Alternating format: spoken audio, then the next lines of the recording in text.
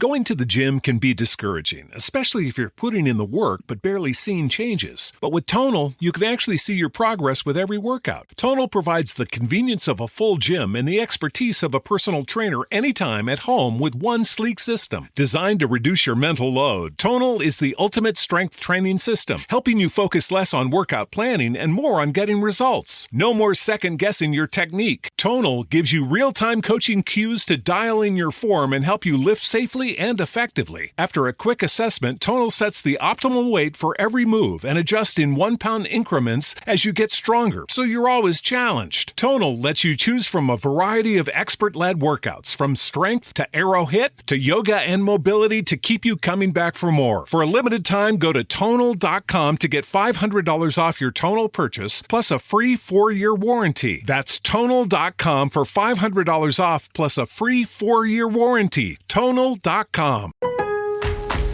Kick off summer with Memorial Day savings at Lowe's. Right now, get 5 Scott's Naturescapes 1.5 cubic foot mulch bags for just $10. Plus, get up to 40% off select major appliances and save an extra $50 on every $500 you spend on select major appliances $396 or more.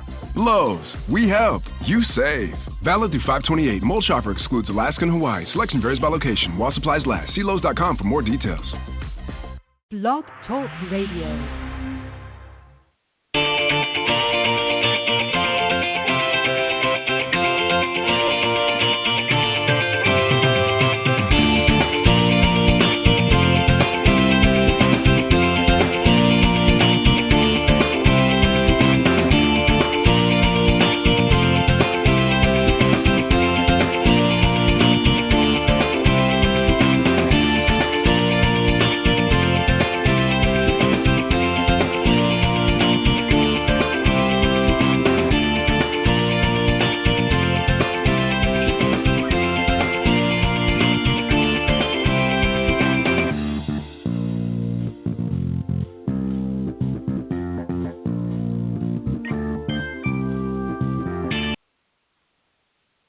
All right, good evening, everybody, and welcome to Golf Talk Live. I'm your host, Ted Odorico. As always, we've got a great show for you tonight. We're going to be starting out with, of course, another great round of Coach's Corner. And this week I've got 2 great guests on the panel tonight. John Decker and Paul Castor are going to be joining me here in just a few moments.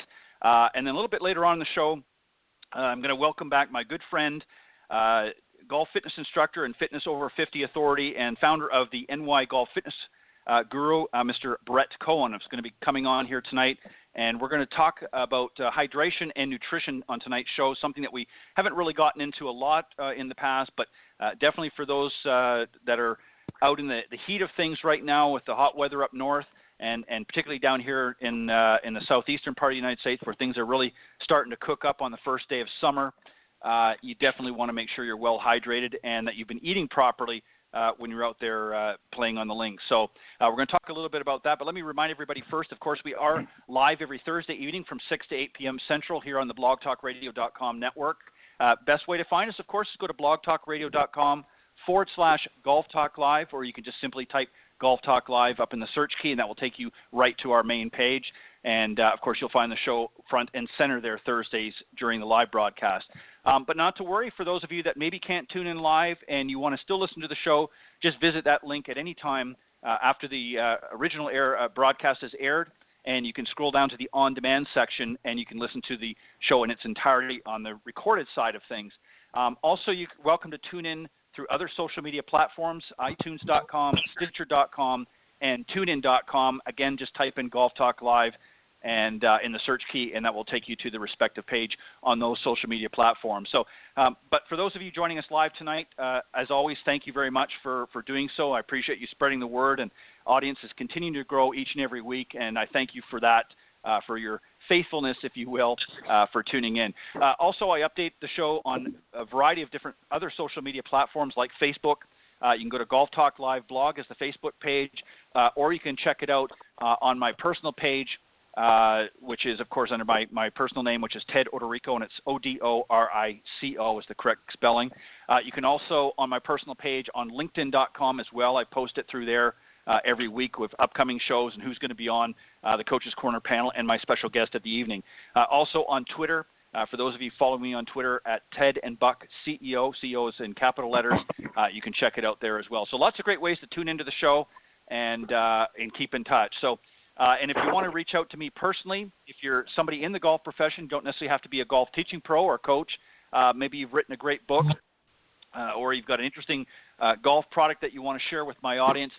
Feel free to reach out to me personally. My email is ted.golftalklive@gmail.com. And, of course, we would love to hear from you during our live broadcast. You're welcome to call in anytime from 6 to 8 p.m. Central on Thursday nights, and the number to call is area code 646-716-4667. All right, as I mentioned, I got a great panel tonight, and let me tell you a little bit about the guys, and then I'll bring them out here to join me for our discussion on Coach's Corner panel. John Decker, of course, been on the show many, many times, one of the favorites. He's currently a teacher professional at the New Albany Country Club. In 2015, he was named the Southern Ohio Teacher of the Year, and prior to that, he was the head instructor at the Grand Cypress Academy of Golf in Orlando, where he worked under some great top 100 teachers, instructors like Fred Griffin and Phil Rogers. He's also an author of a great book called Golf is My Life, Glorifying God Through the Game, which has an accompanying Bible study as well. For those that definitely want to reach out and get that, I've read it. It's a great book. He's also a fantastic motivational speaker as well, as he travels around the U.S., helping everyone sort of lift their spirits and just enjoy themselves a little bit better. We need more of that for sure. Also joining the panel tonight is Paul Castor. He's a golf coach and the director of instruction at Forest Gate Country Clubs. He's also been recognized by Golf Digest as one of the best teachers in New Jersey for 2017 and 2018, and was also selected by U.S. Kids Golf as one of 2017's top 50 kids teachers. So I can't ask for a better panel than that. Guys, welcome to Golf Talk Live's Coach's Corner. Thanks, Ted, for having us. So much. Thanks for having us. All right, guys. Not a problem. I appreciate, as always, you guys giving of your time, and I know it's not always easy, so thank you. All right, guys, we're going to talk about, I sort of alluded a little bit before we went on the air, what we're going to talk about is we're going to talk about a topic that I look at as changing the face of the game, and whether or not do we really need it. And what I mean by that, let me just sort of explain a little bit, and then we'll get into our discussion tonight. You know, there's been a lot of conversation that the game needs to change. There's some for it and there's some against it. And it's not just the actual game itself, but the industry as a whole, in order to attract new golfers, especially with a lot of millennials now coming on the scene and out there starting to work, some of them, and continue on with education. But sort of coming out into the workforce, if you will, and out consumer. Obviously, the golf industry, like many other industries, wants to sort of establish a route, if you will. And traditionally, for most people that got into golf, certainly in my day growing up, I had a father who took me out to the golf course very early. And, of course, both my parents played a little bit. My father, obviously, more than my mother, but they certainly were interested in golf. So that was kind of how I got my start way back when. But in today's society and market with so many different time restraints and things like that, that doesn't always happen. So it's up to the industry, really, guys, to be able to reach out. So my first question is, and John, I'm going to start with you, and then Paul, I want you to also chime in as well, is how do we as golf professionals, first off, overcome some of the time restraints that our students have? So in other words, you know, timing is an issue right now. People are stretched in so many different directions. How do we accommodate them in ways of still getting them out there playing and maybe taking some instruction, but not, you know, overwhelming them with so much time that they have to commit to? Well, Ted, thanks again for having me on the show, and Paul, I look forward to being on it with you tonight. That's a great question. It's funny that you asked that, because my first two lessons I had today, both I got text messages literally minutes before the lesson that they were running late, and they ended up showing up late. And of course, they knew that I had a lesson following them, so you know, that was going to be something that they were going to have to deal with. And so you know, after the lesson, I made sure to talk, and the parent was there. It was a junior lesson, and I just said, you know, for our next lesson, I want to make sure that you get here before the lesson is scheduled. So if we have a 10 o'clock lesson, I want you here at least at a bare minimum 9:45, but ideally maybe 9:30, even 9 o'clock, and warm up, be ready to go, so that I don't have to spend your time watching you warm up, and because that's just, I can't really get into the teaching part. So, I think that's one thing that we see, and I think that I think parents today are much more where they plan out everything for their children. I mean, they have them, 10 o'clock this and 11 o'clock that, and so when I was a kid, we just got to the golf course and we played all day long. Or when it was football season, we played football, and when it was basketball season, we played basketball. Now it's much more structured, right. And so I think a lot of times it's letting the parents know that taking the golf lesson is more than just an hour or 30 minutes or whatever your time is. There's a warm up that needs to be done, and there's some things along those lines if they're going to get value for the money that they're paying for it. So that's something. And then the game itself, I'm encouraged with a lot of the things that I'm seeing going on in the game, with some of the rule changes that are being made, things that are going to speed up the game so that people can play the game of golf 9 holes in 2 hours or less, instead of taking 3 hours to play 9 holes. And I think 9 holes is with today's society and what I'm seeing, is pretty much going to be what the millennials are going to want to invest. I don't see a ton of millennials wanting to get out and play 36 holes like I did when I was a kid. So those are some of, off the top of my head, some of the changes and some of the things I'm dealing with on a daily basis. Right. Well said, John. And you're exactly right. And I've got an interesting question that I'm going to bring up a little bit later on, specifically about millennials, based on some recent studies from some of my fellow professionals. I'm going to bring that out in a little bit. But, Paul, I want to ask you essentially the same question, but I want to add a little bit of a twist based on what John just said. Do we as professionals, let's say, I'll give you a scenario here, let's say you've got a lesson that's going to start at 10 o'clock. Do we as professionals need to do a better job in informing our students to say, hey, you're coming for the lesson at 10, but as John pointed out, ideally you really need to be here a little bit earlier so you can get a little bit of warm-up in before we do that. So how do we find balance with everybody so structured in their time right now? How do we find balance as golf professionals? What do you do at Forsgate? That's a conversation I have with a fair number of my students. People are pressed for time, and traffic in New Jersey can be challenging, and we end up having a fair number of people show up like right at the time that their lesson is going to start, or just after. And I think that as golf professionals and people who've been around the game for the bulk of our lives, we understand the value of warming up and hitting some golf balls before trying to work on our golf swing, but that might not, our students might not have the same understanding of that, and it definitely behooves us to try help them understand that a little bit better. There are things that I do, in the beginning of my lessons with students who are late, who didn't have a chance to warm up, to help them get warm faster so that we can take advantage of the time that we've got. I think life has sped up a fair amount in the last few years. We're all answering a lot more emails, and communication, seems to be quite a bit different. And so people are trying to get their golf in, and we have to help them, and help facilitate that. Sound like we're coming down on them necessarily also, So have to be a little careful, not to scold people when they're coming to take golf lessons. But I think the other thing is, that we have to figure out a way to make it time efficient and attractive, and help people get something enjoyable from their experience at the golf course, even if it's not an 18-hole round of golf. So that might be, a coaching program.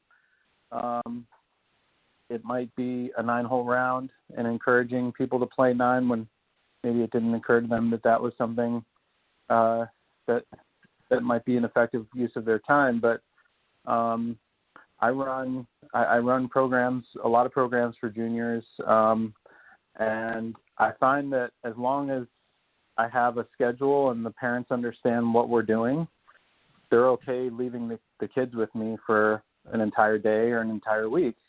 They want to know what's being done and understand the schedule. So I think coaching programs appeal to adults too, and they're getting a little bit of golf experience without committing 5 or 6 hours of their day, which I think is pretty important. Right. Well said. And you're exactly right. I know just from a personal note, on the weekends, I like to, my girlfriend and I like to go out and partake in some good meals at various restaurants. And one of the things that I notice is just how engaged people are with their social media devices and things like that. And we kind of feel, her and I, as the odd man and woman out, because everybody's head is sort of down looking at their device, and we're the only two, conversing in the whole restaurant, with the exception of the waitresses. So, we're battling kind of a difficult situation and navigating right now in society, because people are very, very preoccupied, and they're making like a jigsaw puzzle. They're trying to fit all the pieces together of their day, and not just sometimes just going with the flow. So as you pointed out, Paul, we've got to be careful not to sound like we're scolding them, but at the same time, they need to appreciate and understand that our time is equally valuable. And, when we're scheduling them in, and sometimes in many cases it might be a last minute scheduling, the very least they can do is show the courtesy to be there in a timely manner. And I know sometimes, traffic can hold people up, but, I'm sort of the old school, leave a few extra minutes early if you have to, in order to make sure you arrive on time. And those are just things, that we have to navigate as golf professionals in an ever-changing world. John, I want to move on to the next question. And John, I'm going to, again, start with you. This is one particularly I know that's sort of right up in your wheelhouse. And let me just sort of put this out here, then I'll get you to respond, and then Paul as well. Video lessons and or instruction, video instruction has fast become of interest, especially to millennials, as we just talked about.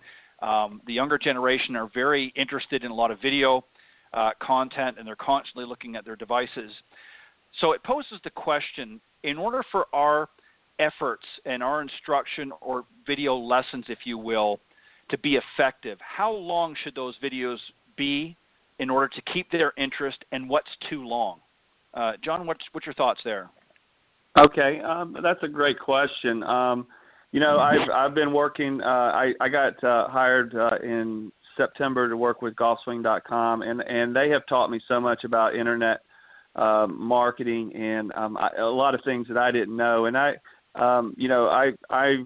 didn't grow up with a computer. I'm 51, so I'm having to learn this kind of on the fly. And one of the things that they told me is that the kind of the sweet spot is about in the 5-minute range. If you can make your videos somewhere in the 3 to 5 minute range, if you go less than 3 minutes, they feel like maybe they're not getting any value. If you go more than 5 minutes, you start losing them.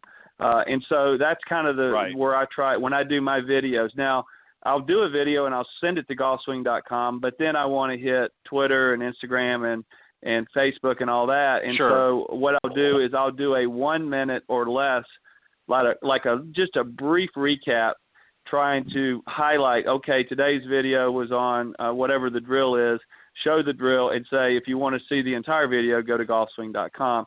So that's kind of the way I've been doing it, and it's been very successful.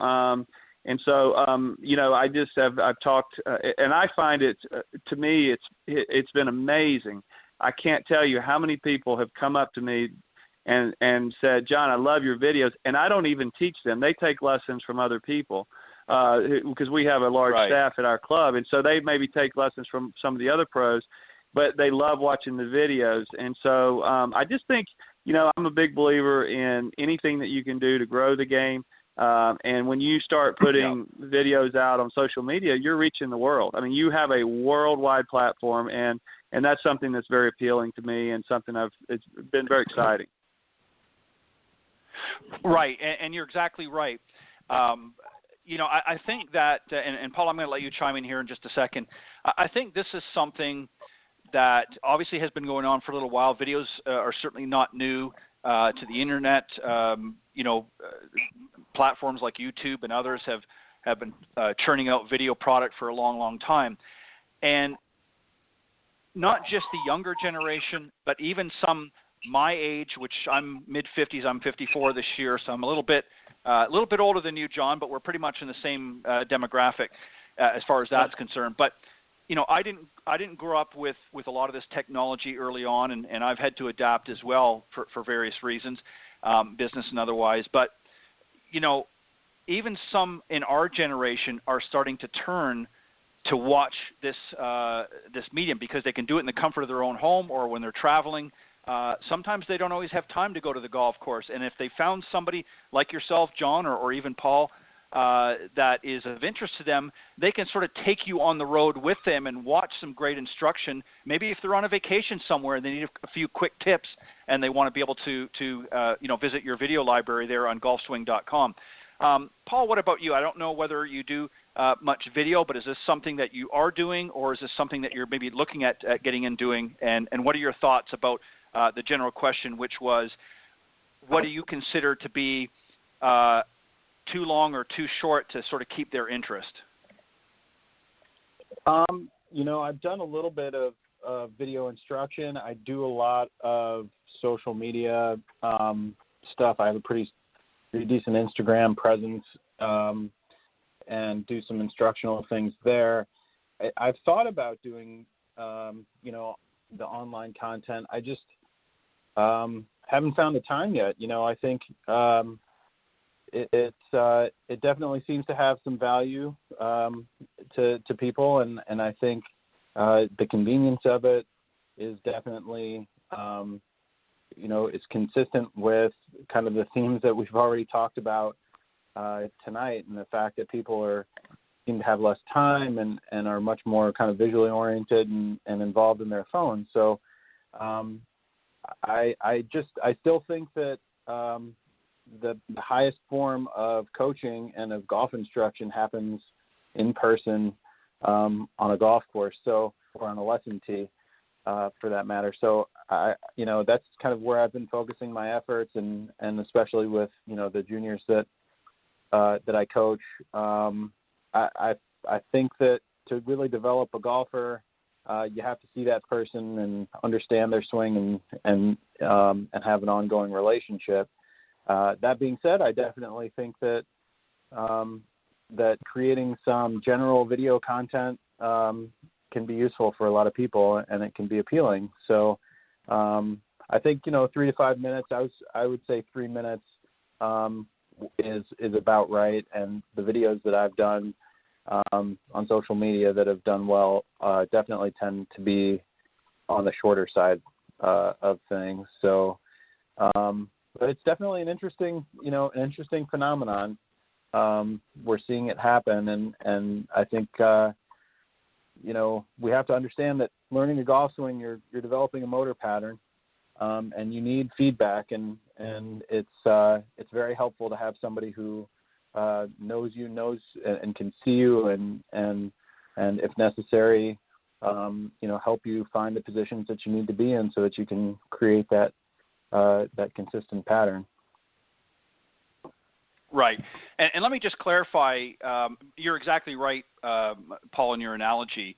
Obviously, and I think John would agree, I think really the purpose, and John, feel free to jump in and correct me if I state this wrong, but really I think the purpose that John, as an example, is doing a lot of this video content is not so much to necessarily teach people the game of golf as it is really as an outreach to expand the market, if you will, and reach people that normally are not coming to the golf course. There's a lot of people out there that are, as I said, earlier, have got their face buried into their phone, and sometimes the only way that you can reach them is to meet them at their level. And videos are very, very popular. And John, you're not really trying to teach per se through your video lessons. I mean, you're certainly there to give pointers and things like that, but you're not there to mold the next Rory McIlroy through your video lessons. But it's a vessel, if you will, or one of the vessels that you use to attract people to the golf course and get them interested in the game. Is that pretty much? I have that right? Yes. My main focus is I want to brand. I want to create a brand, and one is I want to create eventually a golf ministry. And the second thing is I want to grow the game of golf. I owe it to the game of golf to do my part. And I reluctantly did this. I kind of tiptoed into the social media stuff. I've only been on social media since 2012. But I see the value of it. I see it's a way to reach people. It's a way to grow the game. And this is where the kids are. This is where the parents are. This is where a lot of people are. And I had one of my students. He said, yeah. He goes, I'm flying to Arizona next week, and I'm going to watch all your videos on the flight. And so I thought, that's great. He's on the flight, and he's going to watch the videos, and he knows the drills that we've been working on because I've got them all on there.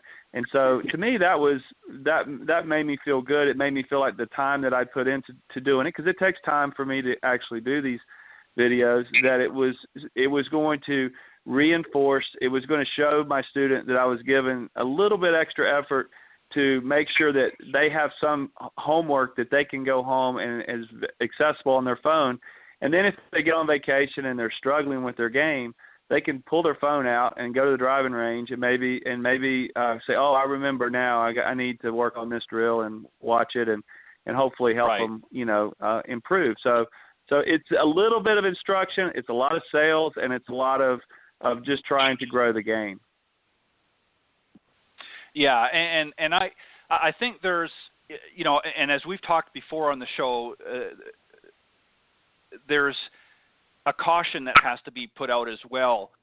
There is a lot of video content out there that is not necessarily that helpful. In fact, it can be detrimental to the game. There's a lot of people that, want to think that they know a lot about golf and want to throw a bunch of videos out there, and sometimes it can have a negative effect as well. So, people have to do their due diligence, if you will, when they're traveling around the internet and they're looking for golf instruction, to make sure that the people certainly, have some credentials and things like that. But I agree with you as well, Paul. I think that obviously our best instruction is going to happen face-to-face on the golf course.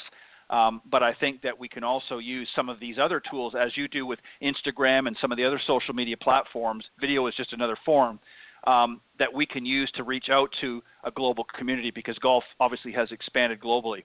I want to jump actually a few questions. I want to go to one I mentioned earlier about millennials, and I want to throw this in there. And Paul, I'm going to let you start on this one here.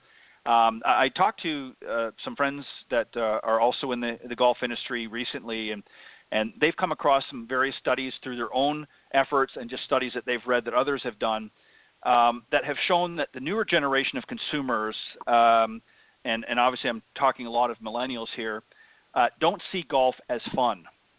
What can we do as an industry to change that mindset? Because obviously, and I'll give you a good example. I talked to a friend of mine the other night, 2 nights ago, and he actually was in a situation where he had about 25 to 30 millennials, and he posed that very question, what do you like or don't like about golf? And 9 out of 10 basically said they don't find it fun. So how do we handle that type of feedback, and how do we show them that it can be fun? What do we need to do as an industry to change their viewpoint? Paul, that's for you first.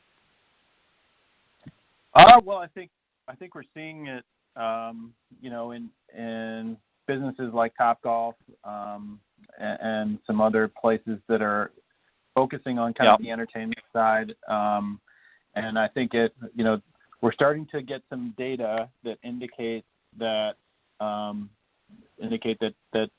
Topgolf is actually generating green grass golfers, that people are getting an introduction at Topgolf and are wanting to go find out more about what, quote unquote, real golf is like.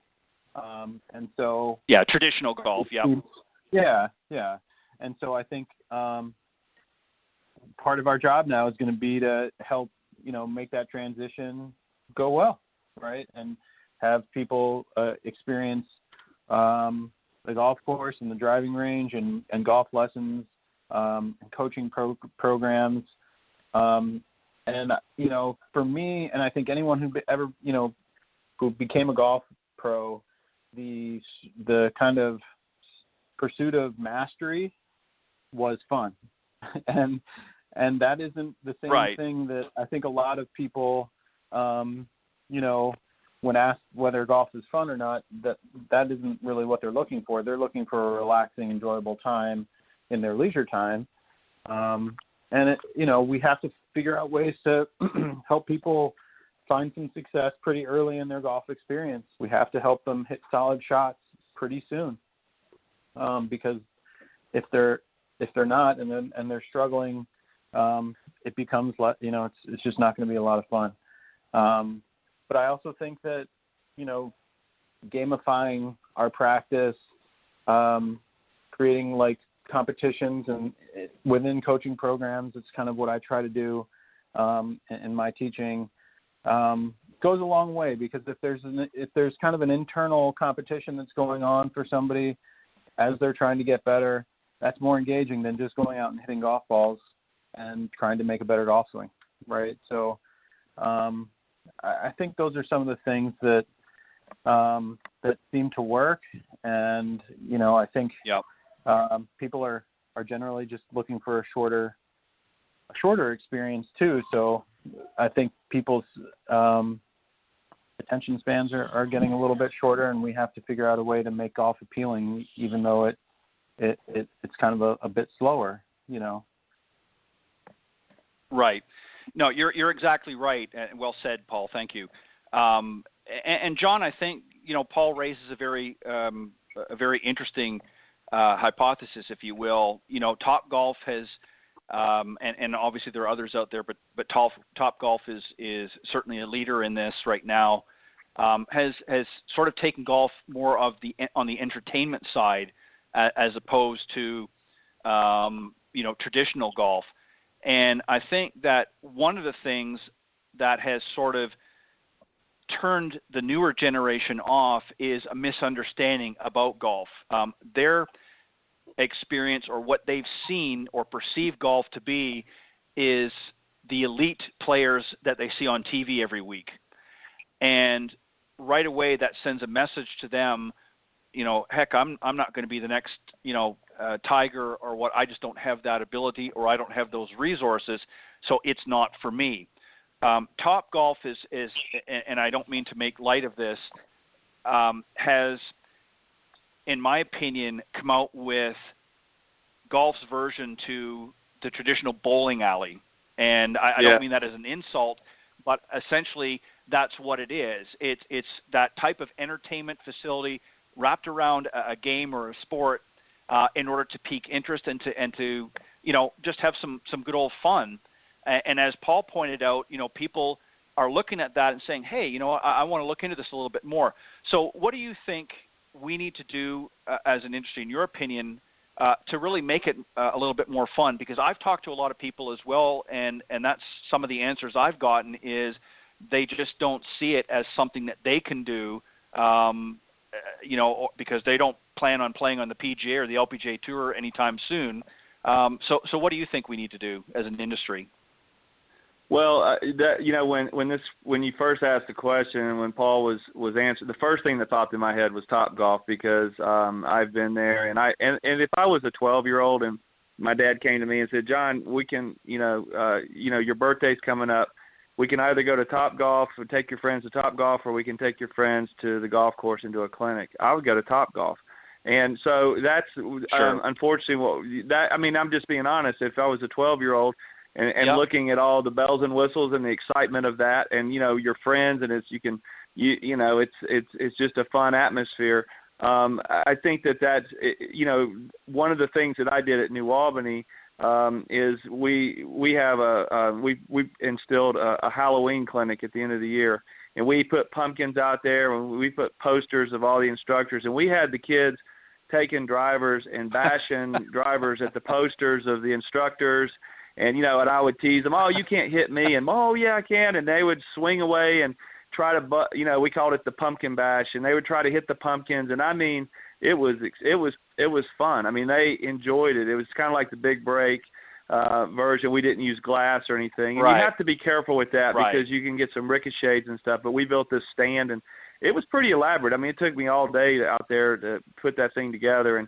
But anything that as in the golf industry, working at a private club, or if you're working at a public facility, you have to find ways that you can bring games, because golf is a game, and there should always be an element of scoring and an element of competition when you're doing it to make it fun. And I think that anything that you can do, like one of our favorites is tic-tac-toe, and we do that with the yarn, and we do it on the putting green, and we'll play tic-tac-toe with teams, and they love that. Anything that team events seem to really bring out the camaraderie. I think the PGA of America is coming out with some pretty good stuff with the Golf League now and the team events. I think that's the right approach, and trying to get guys like Ricky Fowler and Rory McIlroy. We have like these really young players now that are kind of the face. I mean, Tiger brought in the mainstream media, or brought in the mainstream viewers that no one else had. Jack was and Arnold and those guys were bringing in just your traditional golfers. When Tiger Woods came on the scenes, he brought in everybody. And so these young guys that we have, the Ricky Fowlers of the world, they've got anything that we can do to make it exciting. I love what they do out at the Waste Management on number, is it 16 or 7? I can't remember what hole it is, where they have the amphitheater, style, and they have that. I think that we have to, kind of get away from everything being so traditional, and make it fun so that more eyeballs are watching it on television, more people are wanting to get out to the golf course, and more people are having fun. Yeah, I agree. I think with both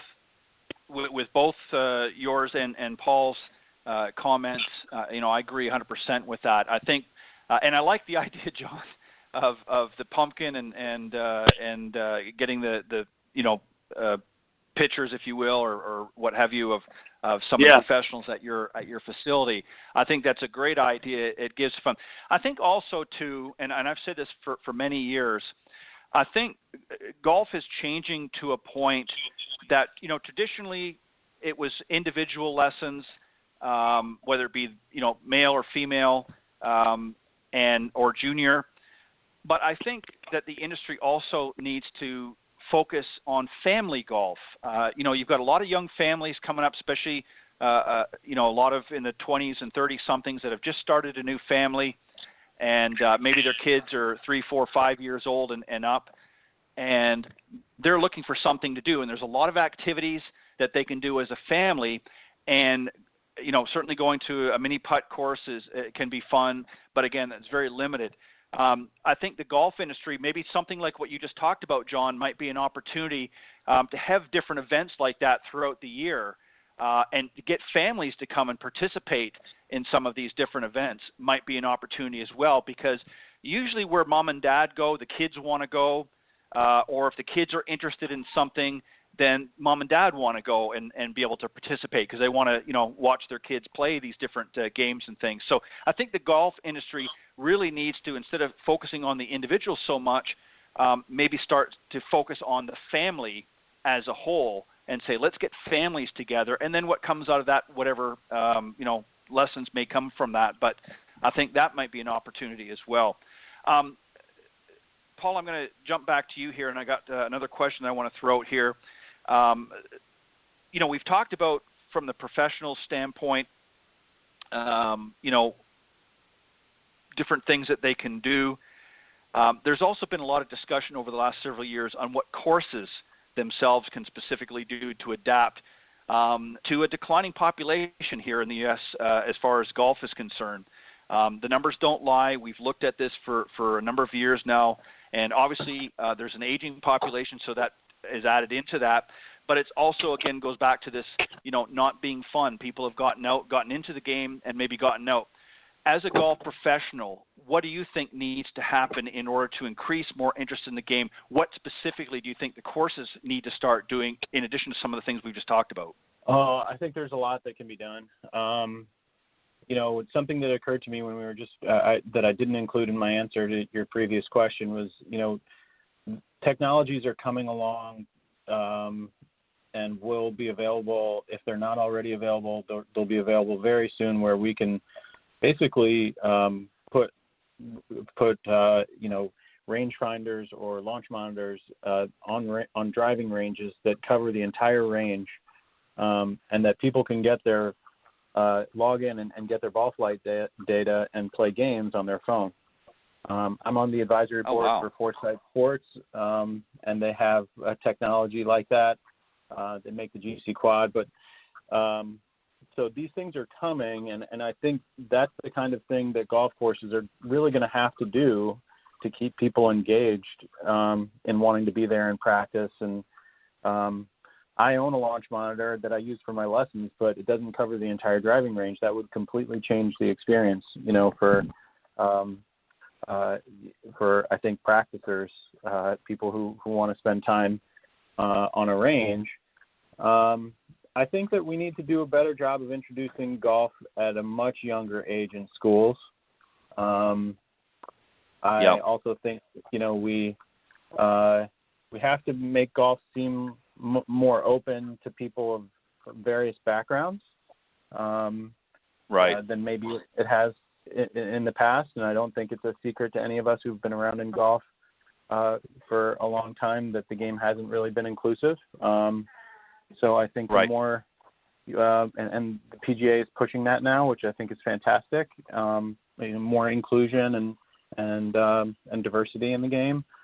But if we don't introduce golf in school as part of a physical education curriculum with young children, at the same time that they're getting baseball and soccer and football and track and field and all the other things that they could do later when they're in middle school or high school, we're not gonna have the same level of retention or participation. So there's some people who are doing these sorts of things in after school programs, but I think it behooves golf professionals to try to figure out a way to work with their clubs and with the PGA to try to figure out how we can get consistent golf programs in schools on a long-term basis from when kids are very young.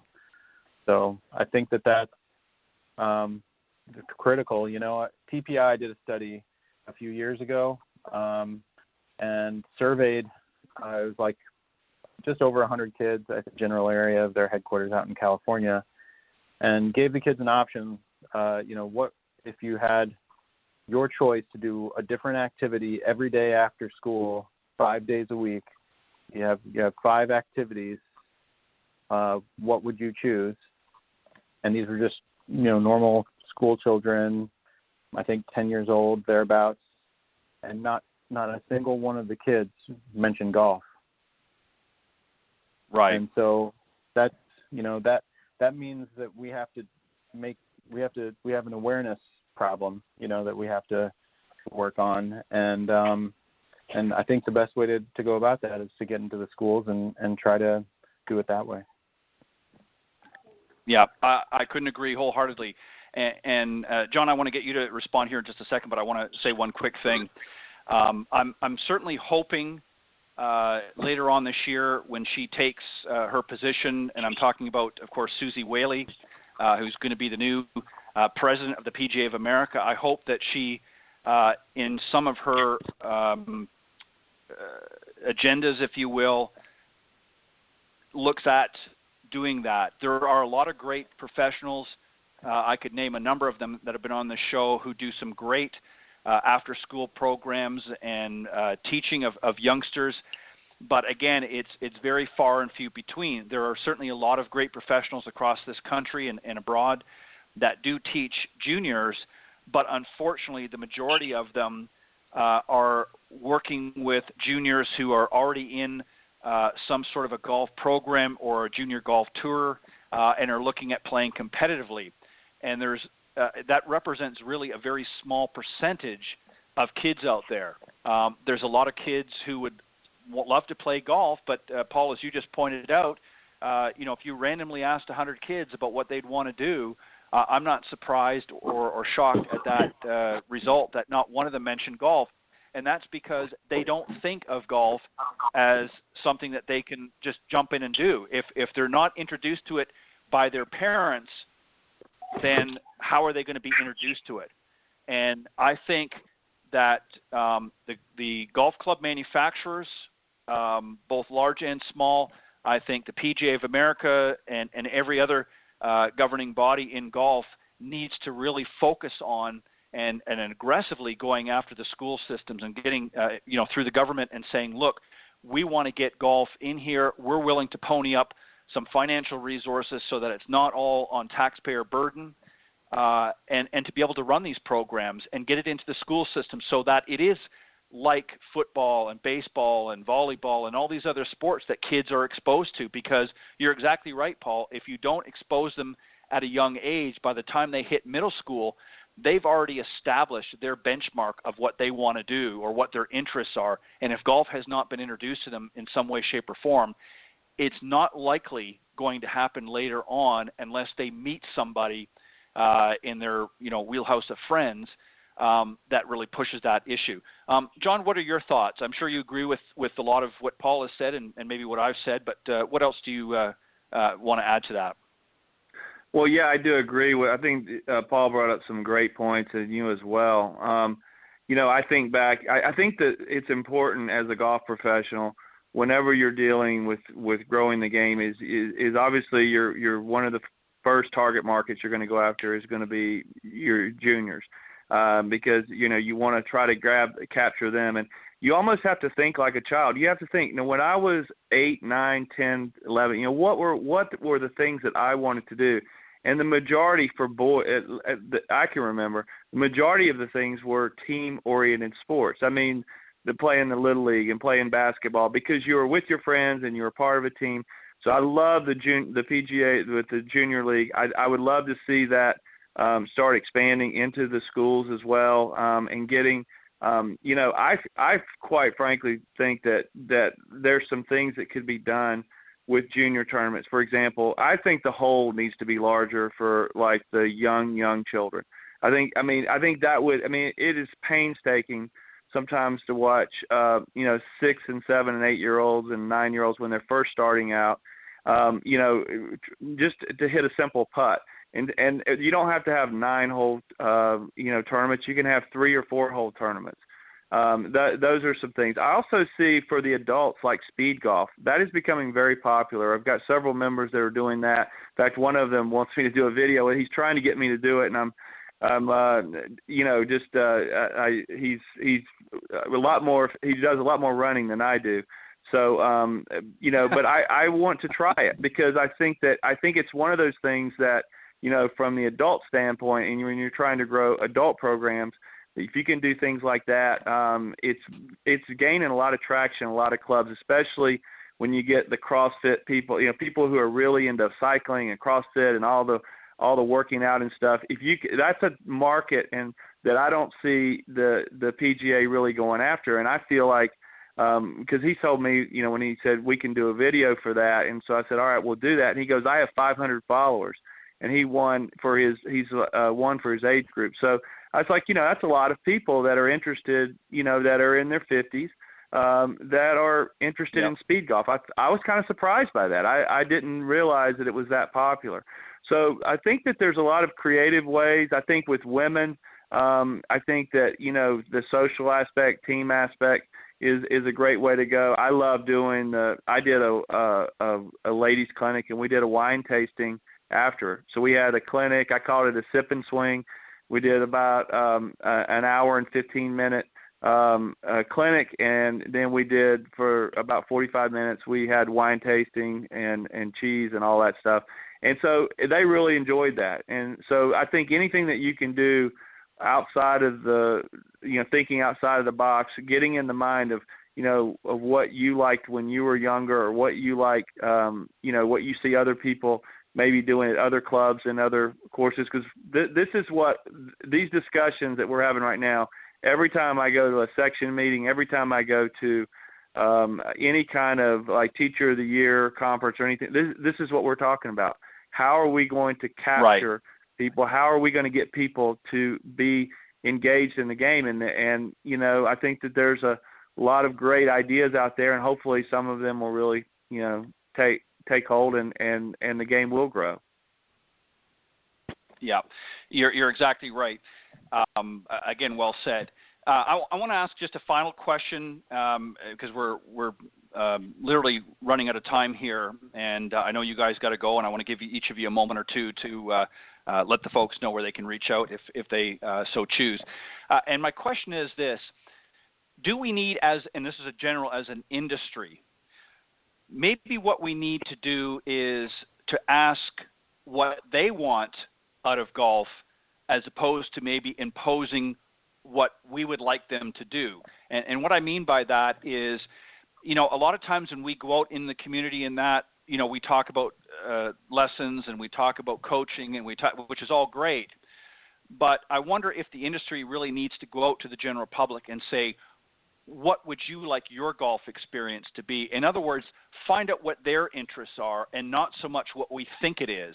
What do you think about that analogy, and what do you think about maybe getting out into the community more and not just do it necessarily in a clinic, but just as a golf industry, as professionals, to get out there in our community and just, have meetings with different community organizers and things and saying, what do you want? What interests you in golf? What would you like to see change? And get their feedback as opposed to what we traditionally do in section meetings. And I'm not criticizing that. I'm just saying, is that something that we need to add to the agenda as well? John, I'm going to let you go, and then Paul.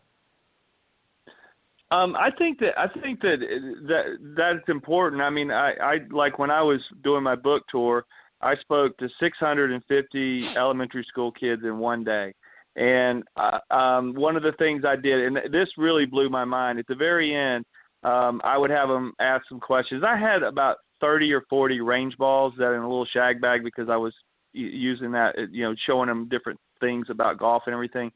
And I started giving away, these are old range balls. I mean, they're just, they you would have thought I was passing out $100 bills. The kids went crazy. I didn't have enough. I felt terrible because I didn't have enough balls to give out.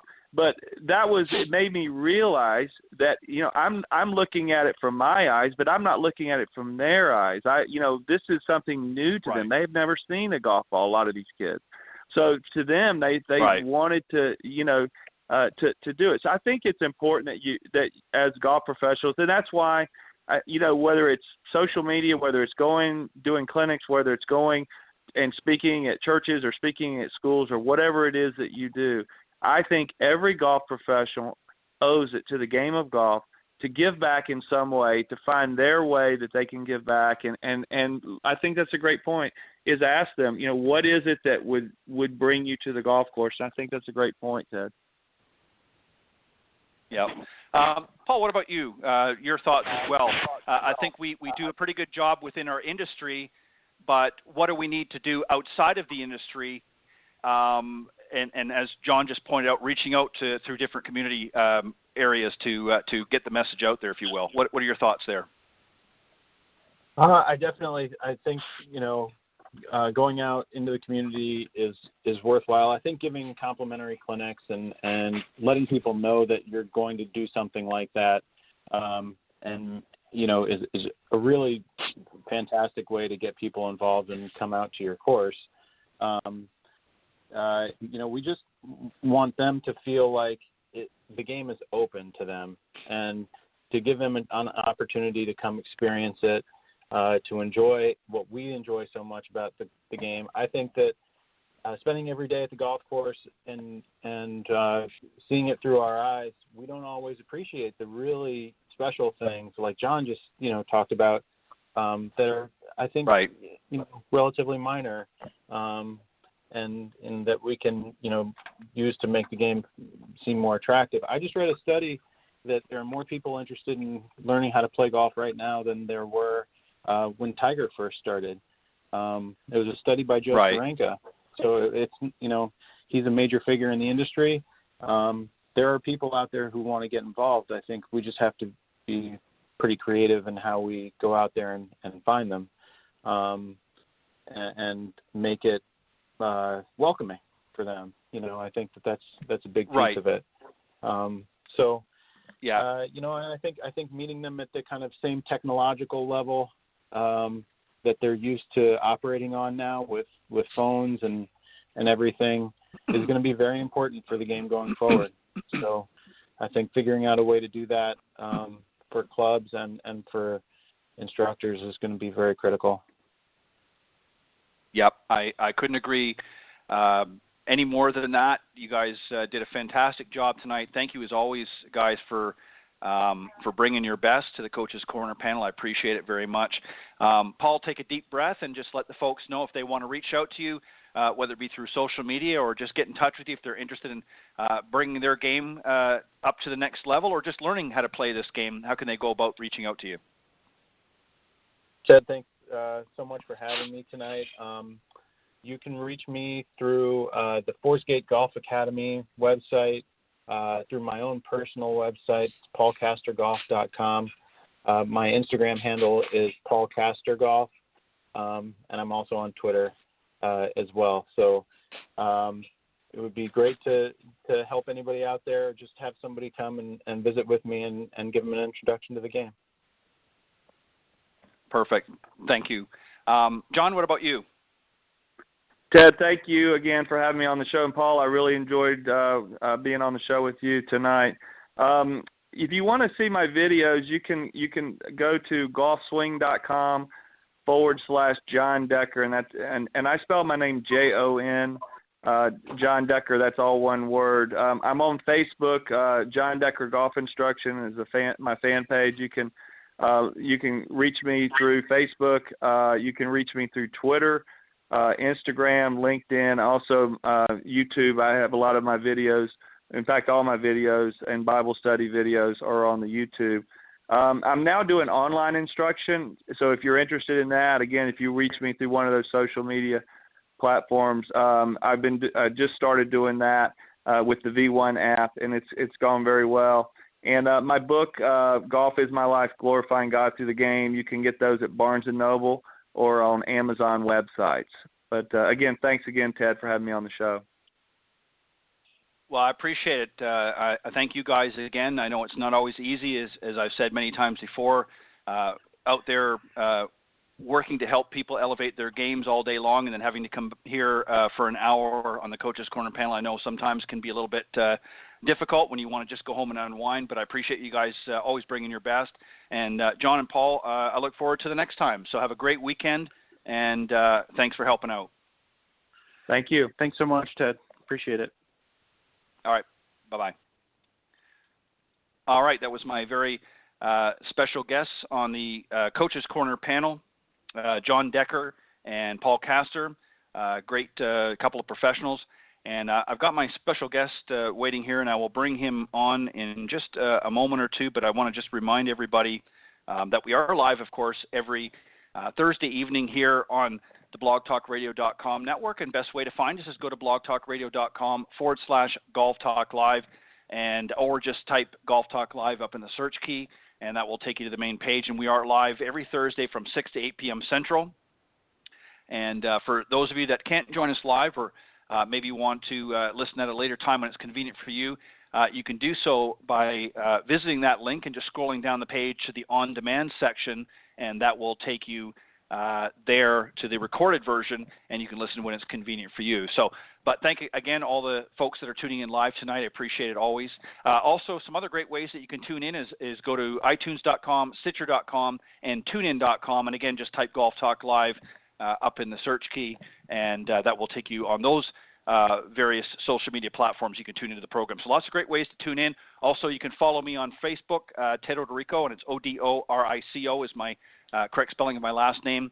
Update every week on social media through Facebook, Twitter. My Twitter handle is Ted and Buck CEO, CEO in capital letters, and of course on LinkedIn.com as well under my personal name. So you can follow the show there as well and find out who's some of the upcoming guests. Always got some great stuff. And don't forget also Tuesday mornings from 9 to 10 a.m. Eastern, also on the blogtalkradio.com network. Instead of typing Golf Talk Live, type Women of Golf, and you will find me along with my good friend and co-host, LPGA professional Cindy Miller, on, of course, the Women of Golf show every Tuesday morning on the same network. And you can also find that on the other social media platforms that I just mentioned. So make sure you tune in. We do have some great guests every week that are really geared to fostering the growth in the women's game. Here this year, we've really been featuring a lot of the recent winners of the Symetra Tour, of course, which is the up-and-coming tour, getting the ladies ready to battle it out on the LPGA Tour. So that and some other great guests, so make sure that you tune in to the Women of Golf every Tuesday. All right, we've got a great guest. I love having this gentleman on my show. He's been on many, many times. We've been kind of doing a feature, if you will, this season, not just talking about the physical side of golf, getting in golf shape, if you will, for the season. We talked a little bit about that earlier on. And the last two shows that he was on, we talked about how to last longer on the golf course. Well, tonight we're going to continue that conversation, but tonight we're going to focus on hydration and nutrition, which a lot of people overlook. So let me tell you a little bit about my very special guest and good friend, Brett Cohen. He's a golf fitness instructor and Fitness Over 50 Authority, as well as the founder of NY Golf Fitness Guru.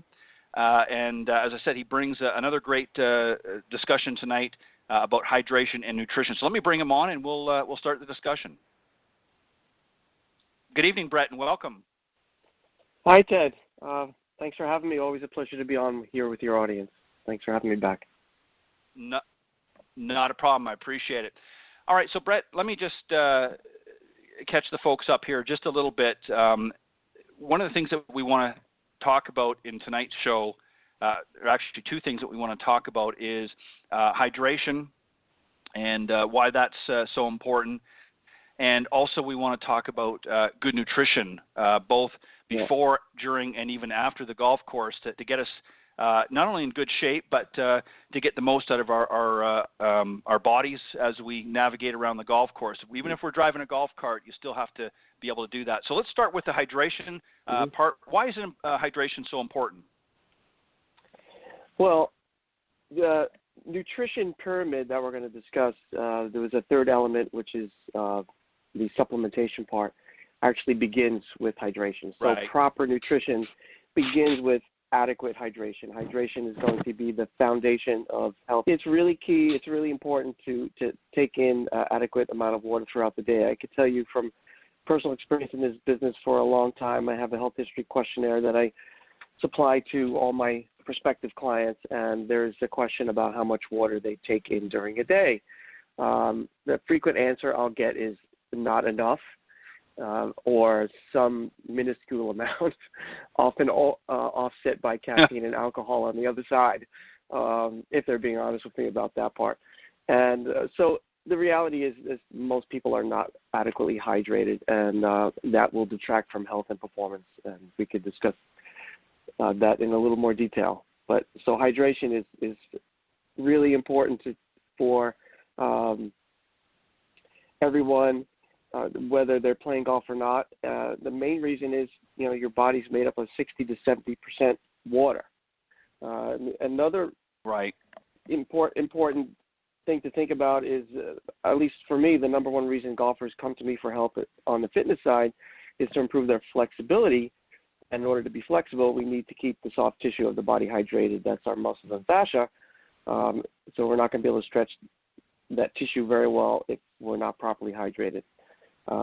Another reason is our joints. Our joints create synovial fluid, which is a lubricant for the joint. And that synovial fluid, of course, is made up of mostly water. Another aspect of hydration is your brain. Brain is made up of mostly water and fat. and research has shown that just a loss of 1 to 2% of water weight can affect your ability to think clearly. So if we use a 200-pound person as an example, that's 2 to 4 pounds of water.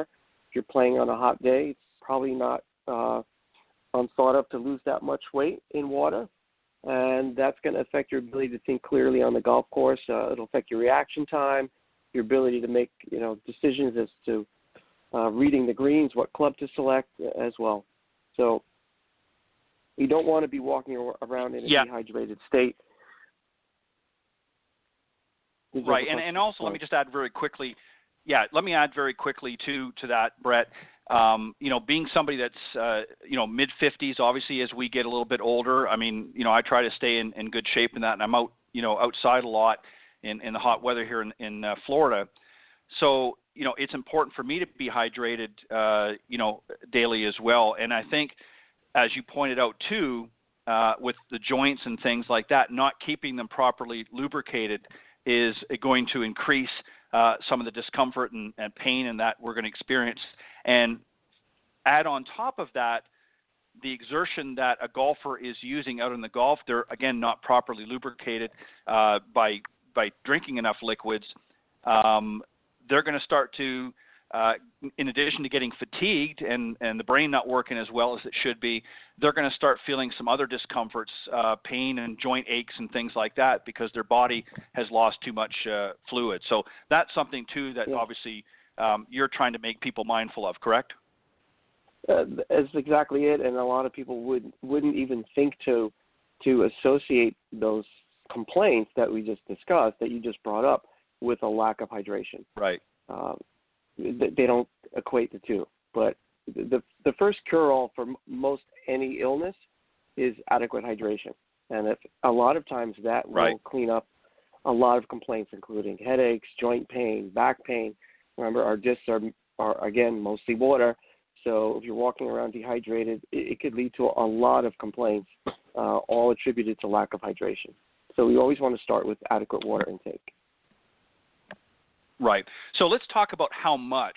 We hear everybody say, well, you need to drink more water than that. How much water? Give us, again, let's use that scenario of a 200-pound person, because that's kind of in my category. So this will help me a lot. How much do we need based on that formula? So we're going to make it really simple. I know a very common norm is that we should have eight ounce glasses of water per day, which is 64 ounces. But we're all not the same size. So the really simple formula is just going to take your body weight, divide that in half. So if we're using that 200-pound person, again, we're talking about 100 ounces of water per day. So whatever your body weight is, divide it in half, and that's the amount of ounces a day you should take in. So that's about 3 liters of water, 3 1-liter bottles. So it's really easy to see what you should be drinking when you put those 3 bottles together. And right. Now, obviously, we're not going to guzzle all 3 liters at once. When's the best time to hydrate like that? When's the best time to be drinking that? Is there a best time? There is a best time. The best time is as soon as you get out of bed. All right. So when you think about it, we've gone. Hopefully, we talked about the importance of sleep on the last episode, but you have probably been without water for at least 8 hours, right?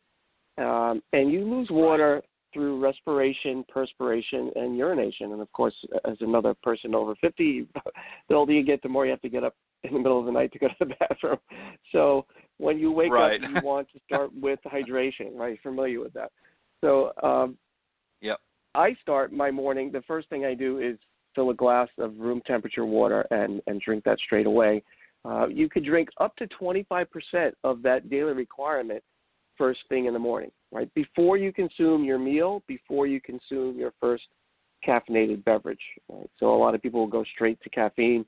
First thing they put in their mouth is coffee or tea, and I enjoy my coffee in the morning, but that is subsequent to hydration. Hydration is going to come first before I have my caffeinated beverage, and then I'm going to replace that caffeinated beverage with an equal amount of water, because remember that caffeine is going to take water out of the cells and out of the body. So the first thing in the morning is when you're going to start your rehydration process, up to 25%.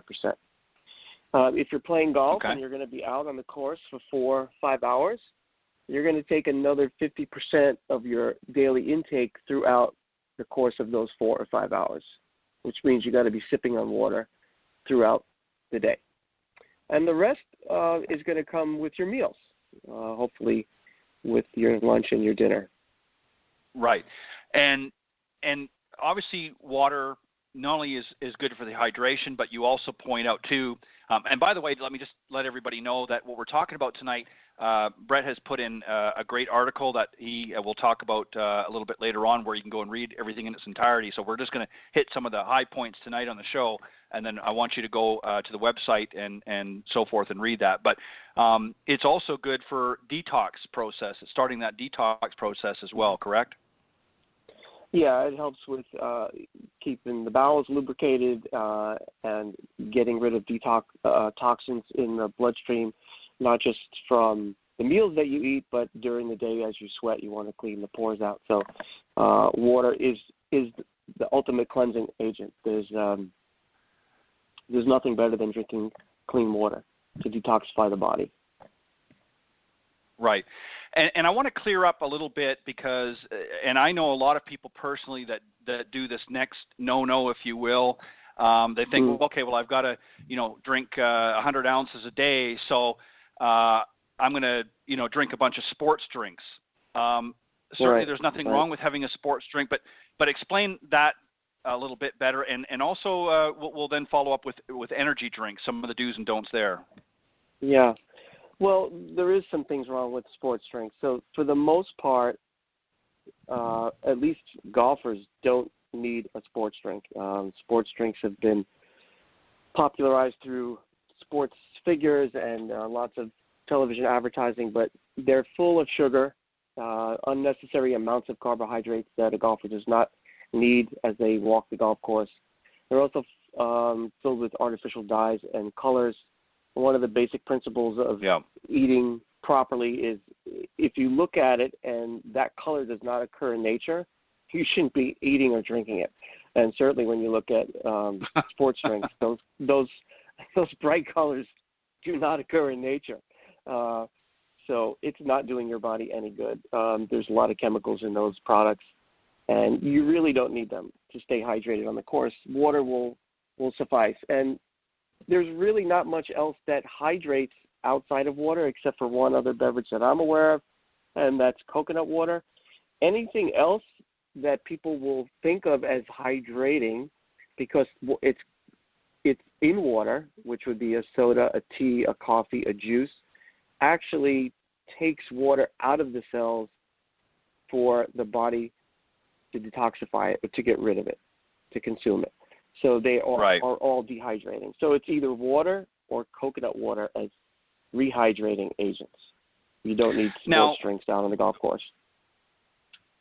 Now, there's been a lot, and I just want to add to this a little bit and just get your feedback because, I'll be honest, I've been one that sort of over the years had kind of bought into this. Well, you need to have certainly drink a lot of water throughout the day, but maybe having, and I'll throw a name out there, a Gatorade to get those electrolytes back in your system. That's obviously a myth, if you will. What can we do to help that a little bit? Are we losing a lot of the electrolytes throughout the day, if you will, or is this just another buzz phrase or phrases that the industry has put out there?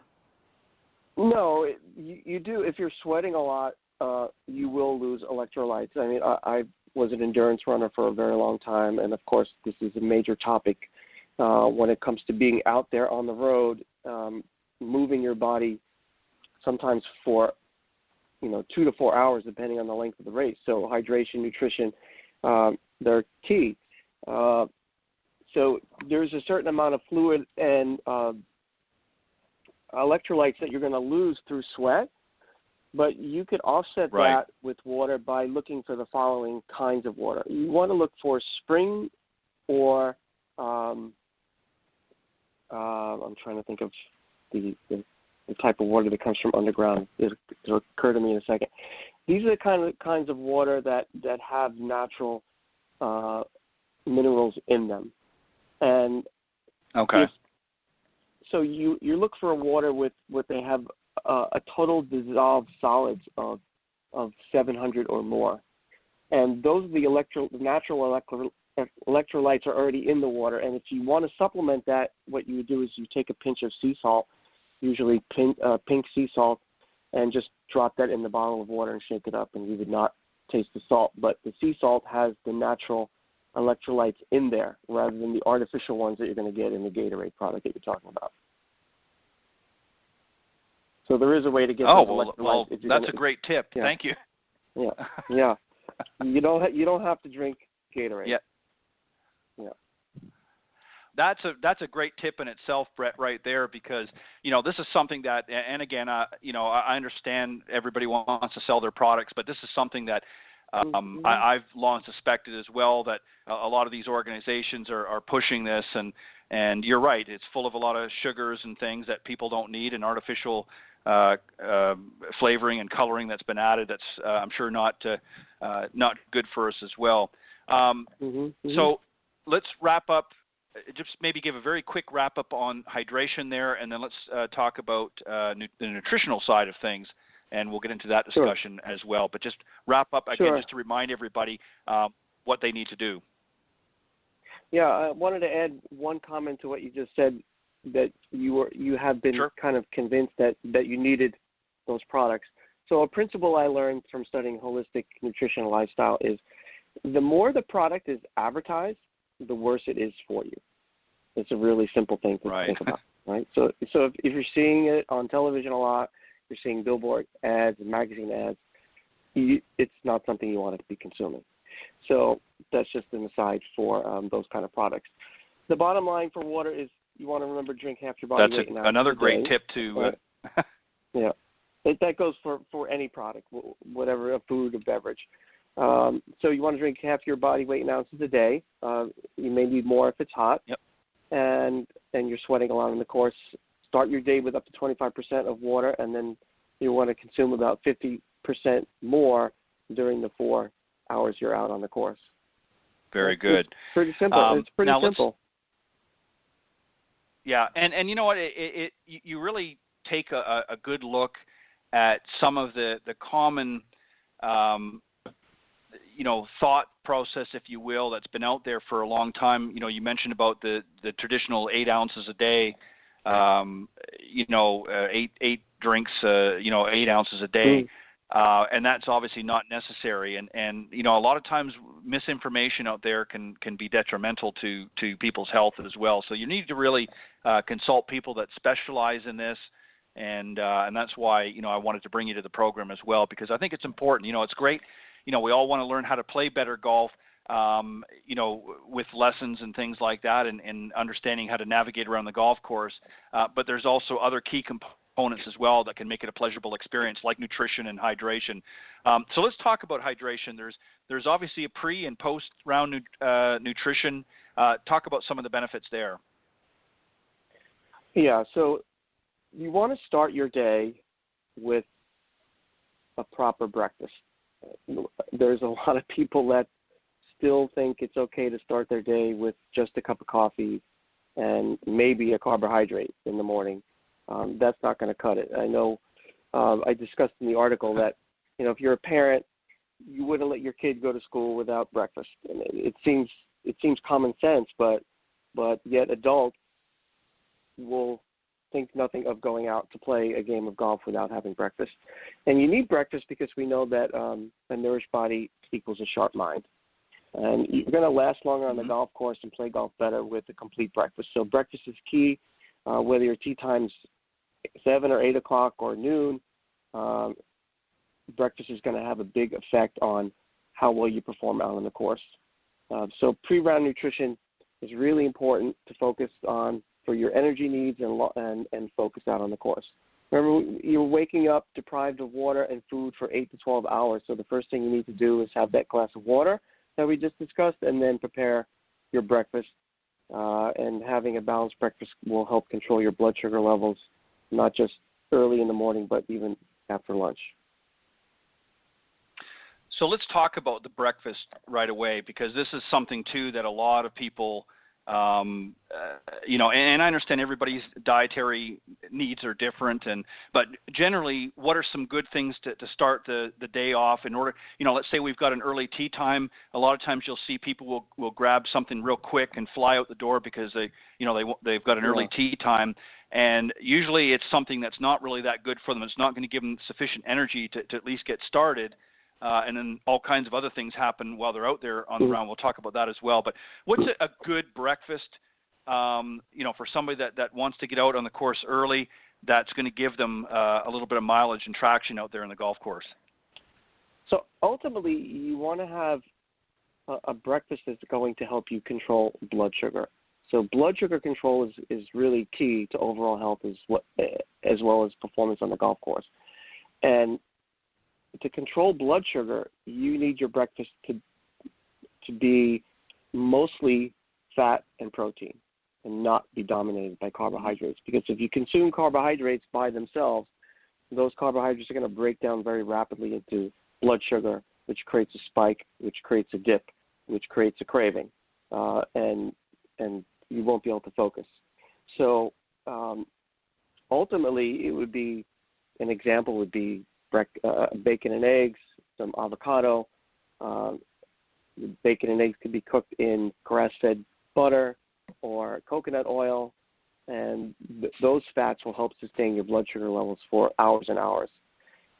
There's people that'll say, well, I got to get out there early. I'm not going to have time to make that breakfast. So I wrote an article about putting a shake together that's going to have the same qualities, but only takes a few minutes to make. I called it the chocolate chunky monkey, and I got some good comments back from my clients. I sent them the recipe, but basically, it's just consuming good fat and protein and lots of micronutrients, all in one glass. It takes 45 seconds to make. You just have to have the ingredients on board. So there's really no excuse not to have something before you get out the door. And it's something you put in a shaker bottle and take with you, even if you needed to drink while you were driving to the course. So breakfast is going to be and that's the cake. Yeah, that's what I was just going to say. Is that's a great point right there, because that falls into a lot of people's wheelhouses. That I don't have time, and so there's really no excuse. Again, less than a minute they can prepare it, and if they've got to fly out the door, they can drink it on their way to the golf course. So there's no excuse to not get those nutrients even before you play. Yeah, you could go to my website for that particular recipe, but there's lots of other great, smoothie recipes out there you could get anywhere on the internet. The key is it has to have fat in it. So there's lots of easy ways to do that. It could be peanut butter, it could be avocado, it could be an egg, but you need to have fat inside the shake. Otherwise, you're just going to have that blood sugar spike, and it's not going to really benefit you very much on the course. And I wanted to mention something, and I want to get you in a moment to talk about some of the things that the food will affect. It's not just sugar, but obviously hormonally and muscle repair and things like that. But another common problem that we see on the golf course, in addition to not good hydration, is eating food that is not beneficial while they're out in the golf course. The cart go comes around, or a lot of courses now you can order right off the golf cart, and they'll bring out this big, greasy hamburger or hot dog. What are some good ideas to you don't want to be a stick in the mud when you're playing with your group, but at the same time you want to be smart about your play. So what's some good options while you're out at the golf course, maybe hitting the turn there, instead of getting some of these traditional options that I just mentioned? What are some good options for golfers to consider taking with them or purchasing while they're there? All right. So now we're beyond breakfast. We've had water, we've had breakfast, and now we're out on the course, and we need to keep those blood sugar levels stable. So what are we going to eat? As you mentioned, most of the time the choices that are offered are not the ones you want, right? So you want to stay away from anything that's high in salt, high in sugar, or high in caffeine, or so high in fat like the greasy hamburger and French fries that it's going to put you to sleep because it's so heavy and hard to digest. Right. that you could save that for after the game, not while you're playing the game. If you're taking it seriously, if you're just out there for fun and it doesn't matter, then, but if you want to perform well, you need to feel well. So best way to go about it is really to prepare snacks at home and bring them with you. There are some quality snacks that you could buy. I'll mention a couple of them that I know of. But some of the things that you can prepare is just trail mix, which is a great thing to have. You would use unsalted nuts, whatever you like, peanuts, cashews, almonds, or mix them all together, some dried fruit, and put that in a Ziploc bag. If you're able to carry a bag that has an ice pack in it, hummus and celery, peanut butter and celery, quality jerky would be a great thing to carry around. Also, it's already dried, so it's not going to go bad. And look for ones that don't have high sugar contents, because a lot of those that are out there also are going to have a lot of sugar in them. You have to be careful with jerky that there's not a lot of sugar in the jerky. But those were homemade snack options. Aside from that, one of the things that I know the players use, I don't know all of them that are using it, but I know it's really popular with Jordan Spieth, is a natural granola called Julie's Real. I've met Julie herself. She's a fascinating woman who created these products as healthy alternatives for her husband who was ill, and now these are sold countrywide. Their products are available in Whole Foods and Fairway Market, and they're 100% natural ingredients that are paleo, gluten-free, and they'll help keep your blood sugar levels stable. And they come in a little Ziploc bag, so they're gluten-free granola in a bag. Awesome stuff. Another great, if you haven't tried it, you really should. They also make all kinds of varieties of nut butters, they're just awesome. So those put in your shake if you want. Another great snack is something called a Merit Bar. I know the chef who created that bar, and those are made from natural cacao, and there's a vegan and a whey protein, grass-fed whey protein version of those bars.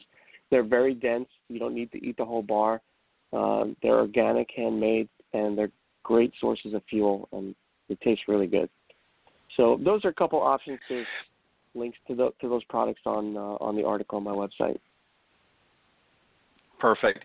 Brett, this is something, for a long time that really a lot of golfers, I think now are starting to, certainly not all of them, but I think people are starting to become more health conscious for a variety of reasons, not just to help their golf game, but to just be eating healthier and feeling healthier. And I know that, you see a lot of our senior golfers out there, even they're starting to wise up a little bit. Another thing too, and I just want to throw this in there and then I want us to move on, but again, the cart girls coming around, it's very tempting to want to have a nice ice cold beer. That sort of falls in the category that you talked about earlier with hydration. If you've been starting the day off well and the round off well, and then all of a sudden you want to, consume a couple of alcoholic beverages, that's going to obviously dehydrate you a lot and obviously sort of derail your good effort. So that's not always the best option either while you're out in the golf course, correct? Correct. I think every adult knows that alcohol is a depressant. It may make you feel good temporarily, but it's not going to help you for your performance. And so if you're drinking it, you're aware. I think most people are going to be aware that that's going to be, if you're really taking your game seriously, you can wait till after you play. And we've been talking about fitness on your show for a while. I certainly hope the people who are listening in know that improving their fitness is an important component of improving their game. But a lot of people just don't have a solid grasp of basic nutrition and supplementation concepts, and then how important they are to their performance out on the course and recovery from day-to-day play. So all this is important, not just for going out one day, but for going out multiple days in a row. Right, exactly. I mean, you want to be able to sustain those good energy levels, and you're exactly right. And this is one of the reasons why I wanted to have you on this year to talk about some of the different things. It's not just about, working out and getting in physical shape, but there's other components to it. I mean, you can go to the gym or you can get with a personal trainer, but if you're not fueling your body correctly, you're not going to get the optimal results. And, a lot of people, come to us as instructors and they say, well, I'm not playing well. And, I get around, by about the 7th or 8th hole, I'm starting to get sluggish and whatever. And, this is why I wanted to do these segments, was to give people an understanding of what they're doing to their bodies while they're, not just out on the golf course, but before they get to the course, is going to affect that round. 18 holes, is nothing to sneeze at. It may not be as physically enduring as running a marathon in many ways, but you're out on the golf course for a minimum, if you're playing 18 holes, a minimum of 4.5 to 5 hours, if you're lucky. Yeah. And that's a long time to be outside, especially in heated condition. Your body, again, needs to be fueled properly, as well as just, going to the gym and lifting some weights and doing exercises. So this is one of the things. And also it affects – right, go ahead. Go ahead, finish your sentence. I'll have something to add as soon as you're finished. That's okay. I was just going to say, I wanted to move on and talk also hormonally what happens as well. But go ahead and make your comment, and then we'll move on. You were just mentioning how long you're out there playing, and whether you're walking or taking a cart, every shot you have to focus on, and that mental focus takes physical energy. That was the only other point I wanted to make. Right, so you're gonna need to focus on what you're doing, especially in a short game. Yep. And we see it as instructors. Let me just very quickly point out, to add to that point, we see this as instructors, even on the lesson tee or in a playing lesson. When we get somebody out there for a couple of hours on the course during a playing lesson, it's very easy to see the people that haven't really taken good care of themselves, and not just, because they've got a little bit, larger around the midsection or something, but just because they're not well hydrated. They haven't eaten a good breakfast, let's say, or they're, nutritionally otherwise, and they get out there and they're not able to focus on the tasks at hand very easily because they, again, are very lethargic and very confused. So this is, again, a reason why it's very important. So let's move on. Let's go on to the next thing. Hormonally, what happens here? Well, if you're exercising or you're out playing golf for 4 or 5 hours, you have to realize exercise is stress, and stress creates a hormonal response of cortisol in the body. It's the stress response to exercise. But you could control, which it's normal, but you could control how much cortisol is in your body by eating a meal as soon as possible after you play. So this is where we're talking about nutrition, post-round nutrition. So it's really important in post-round to follow the same principles, but now we could add some more carbohydrates to the meal in the form of starches, because that will break down into the bloodstream a little more rapidly and actually help the protein and the fat get absorbed into the cells and slow down the cortisol levels, which is an inflammatory response in the body. So we don't want to forget about taking in protein and fat after we play. But that's the time. If you're going to have an alcoholic beverage, you're going to have a dessert, that's the acceptable time to have it, is post round. Perfect. Before we add the third component to it, some supplement options. I know there's some other healthy foods. You talked about some snacks that we can take out there, but we also, I think we talked about this once before. We want to be careful, too, that we don't add certain things. Like, for instance, I'm all about shakes, but there are also some shakes out there that people use as a replacement for a meal. That's not necessarily – I mean, sometimes in a pinch you can get away with it, but that's not something we want to encourage either, correct? Correct. There really isn't a meal replacement. If we're going to talk about supplements are exactly that. They're something that you add to complete what's already there. So before we think of supplements, we have to understand that we're just using that as insurance in case there's some gaps in our diet. So we still have to be concerned about hydration, and that our diet is really a whole food diet. We're not trying to replace the lack of that whole food diet with supplement or meal replacement beverages. They're just there to fill the gaps, because we don't eat perfect, no matter who we are. Yeah, I can attest to that. I mean, I try my best to, eat, healthy in that. But I'm not going to lie. I'm going to be honest here. I fall off that train myself on occasion. So, I mean, we're all human, and we like to have some fun and get out there and scarf down a pizza every once in a while or something like that. That's probably not always best for us. But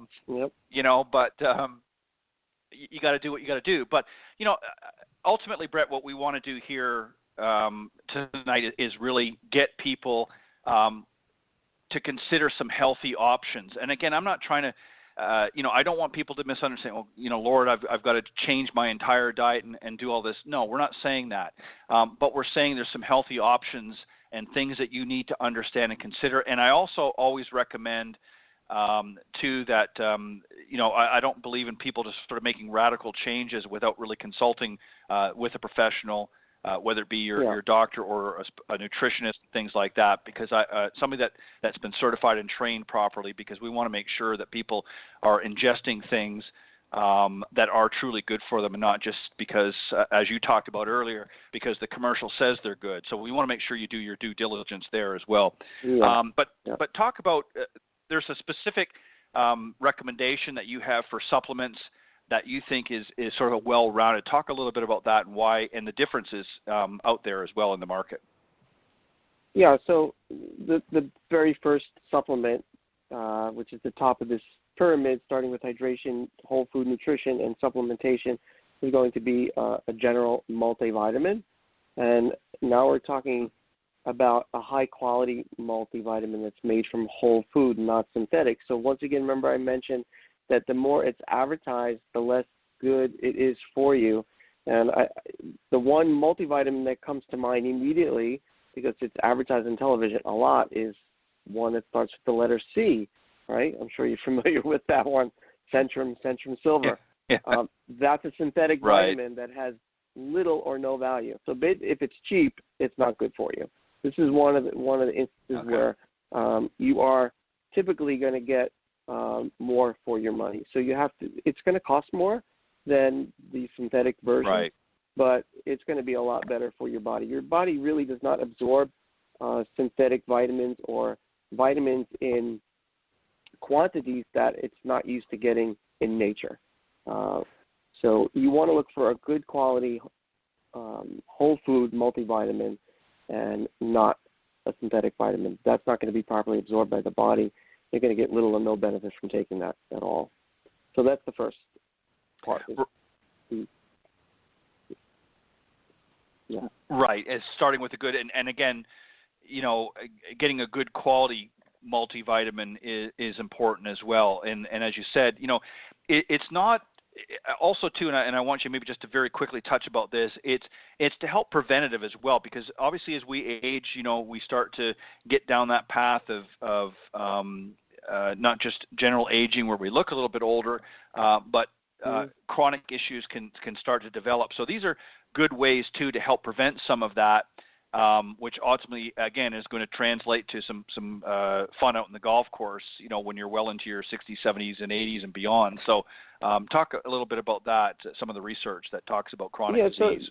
So the better nutrition that you have on board, the easier it's going to be for the body to detoxify itself. And we're all exposed to toxins everywhere. We take them in our food, whether we eat organic or not. They're still there.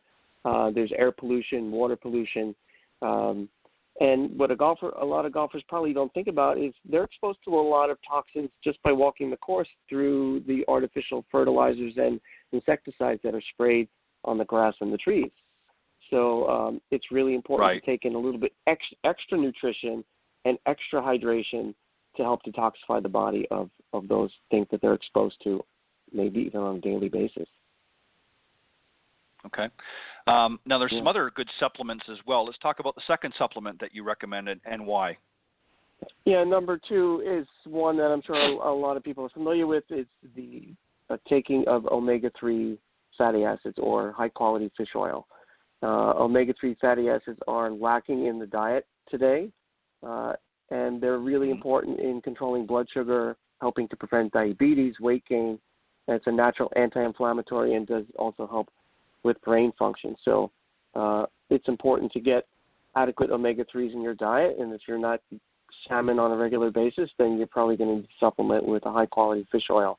The usual dosage, and they're going to be on the bottles, is 1 to 2 capsules per 50 pounds of body weight. Okay. See, I'm learning something myself here tonight as well. I mean, okay. I do take fish oil, but I wasn't always sure about how many. I mean, they always give you a recommendation on the bottles, but that's good information to have as well, to have a better understanding of that. Now, obviously, we have more supplements here, the other things that are important to take. What's the third one? Third one is vitamin D. And vitamin D is deficient in most of the population of the world these days. And it's actually considered a steroid or a hormone that we need to help absorb other nutrients. So if it's not on board, we could be deficient in other vitamins because it's a fat-soluble vitamin. It's really a hormone. And as we get older, we're talking about, some of us who are over 50 again, our body doesn't produce as much as we did when we were younger. The best way to get vitamin D is sun exposure, but so many people are afraid of the sun and they're using sunscreen to such an extent that their bodies aren't producing vitamin D naturally, which is the best way to get vitamin D. It doesn't really take very, very long. I think it's about 20 minutes of direct sunlight per day. But, half the world's living in darkness for 6 months, so most everyone is vitamin D deficient. And it's the problem because it could lead to infections. It could lead to depression. There's an article I read recently that, the concern whether or not that contributed to the recent suicides of some of the famous people most recently. I'm sure the audience is familiar with Kate Spade's suicide and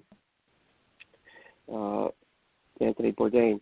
So it's just speculation, but a lack of vitamin D can lead to depression. It's really important to have sufficient vitamin D. So that's going to be our third supplement recommendation. All right. What about number 4? The fourth one is probably something a lot of people don't know about, and it's called ZMA. It's a combination of zinc, magnesium, and vitamin B6. And magnesium is another thing that most of us are deficient in. Magnesium is a mineral, but because our food supply is not so great, the soils are so depleted, it's been proven that most of us do not have enough magnesium on board. So it's important to get a magnesium supplement, and this combines both zinc, magnesium, and B6 all in one. Zinc is going to play a central role in the regulation of cellular growth and tissue repair. So we're talking about recovering and regenerating from day to day. That's going to be really helpful, as well as helping maintain a healthy immune system. And magnesium is essential for the electrolyte balance. So you asked about electrolytes before. A lot of people that are experiencing cramps, I've had many clients over the years tell me I get leg cramps at night. What should I do? So the first thing I ask them to do is take a supplement of magnesium, 400 milligrams in the morning and at night, and almost every single case, leg cramps went away. Right. So that it's a very simple, I've heard that inexpensive. As well. Yeah, you have, right? So that's important to get sufficient amounts of magnesium. So it's a great way to supplement and to aid someone's body for recovery and replenishment.